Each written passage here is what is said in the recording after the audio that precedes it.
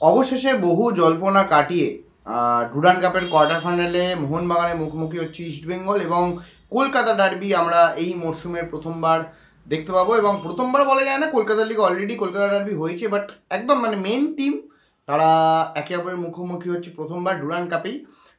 Recently আমরা Durand কাপে একে অপরের বিরুদ্ধে খেলে যাচ্ছি এবং কখনো ইস্টবেঙ্গল জিতেছে, কখনো মোহনবাগান জিতেছে, বিভিন্ন রকম কিছু হয়েছে। বাট এইবারে ডুরান্ড কাপে মোহনবাগান ইস্টবেঙ্গলের যে শিডিউলটা হলো, সেটা হওয়ার আগে অনেক রকম কিছু বিতর্কিত সিদ্ধান্ত, বিতর্কিত অনেক কিছু হয়েছে, যেখানে এই ডার্বি হওয়া নিয়ে সংশয় ছিল। তো আলটিমেটলি ড্র সামনে আসে এবং সেখানে দেখা যায় মোহনবাগান ইস্টবেঙ্গল একে অপরেরই মুখোমুখি হচ্ছে। অনেকের মতামত যে এখানে কোথাও না কোথাও ইন্ডিয়ান ফুটবলের এখন যে অবস্থা, সেখানে ইন্ডিয়ান ফুটবলকে আবার চালকের আসনে ফিরিয়ে আনতে গেলে এই ডার্বিটা হওয়াটা খুব দরকার। এবং পয়সার দিক থেকেও ব্যাপার অবশ্যই আছে।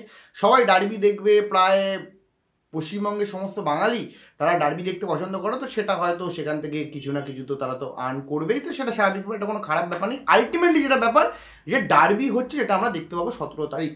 তো এই ডার্বিতে যদি দুটো টিমের ব্যাপারে বলি, দুটো টিম মানে ইস্টবেঙ্গল মোহনবাগান উভয় দুটো টিমই তারা নিজেদের সবে সবে তারা সিজন শুরু করেছে। প্রত্যেক প্লেয়ার এখনও ফিটনেসের সেই জায়গায় আসেনি, খেলতে খেলতে তারা ম্যাচ ফিট হবে।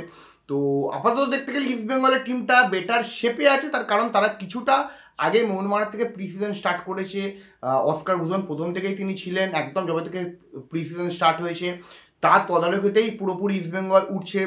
মলিনার ক্ষেত্রে বা মোহনবাগানের ক্ষেত্রে মলিনা কিছুটা পরে এসছেন, বাস্তবটা সেটা দেখছিলেন।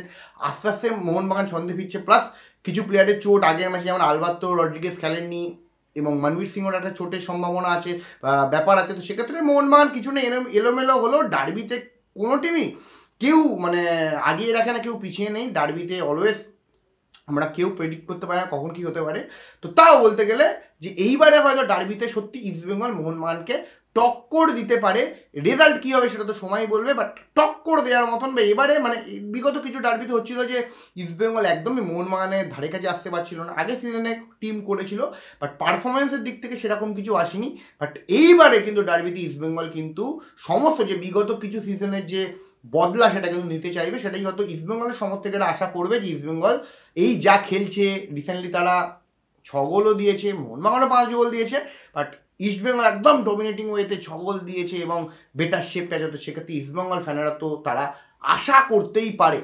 তো দেখা যাক কি হয়। আলটিমেটলি আমরা খুশি যে এই সিজনের আমরা আবারও বললাম সিনিয়র টিমের প্রথম ডার্বি দেখব এবং দেখা যাক আমরা কতটা মানে তারা আমরা উপভোগ করতে পারি ডার্বি, কতটা ভালো ম্যাচ হয়। অবশ্যই ডার্বিতে 50-50 থাকে, ম্যাচের যে ইন্টেন্স মুহূর্ত, যে টেনশন সিচুয়েশন, সেখান থেকে আমরা হয়তো দৃষ্টিনন্দন ফুটবল কম দেখি, রাদার ট্যাকটিক্যাল গেম দেখি। তো সেক্ষেত্রে সেরকমই হয়তো গেম হবে, বাট তাও প্রথম ডার্বি মোহনবাগান ইস্টবেঙ্গল উভয় সমর্থকেরা আশা করে থাকবে যে তারা তাদের টিম যাতে প্রথমবারের জন্য জেতে, তো প্রথম ডার্বি জেতে তো সিজনে। তো দেখা যাক কী হয়, সেটা পরবর্তী আপডেটটা এই চ্যানেলেই আসবে এবং লাইভ আলোচনা আমরা করবো।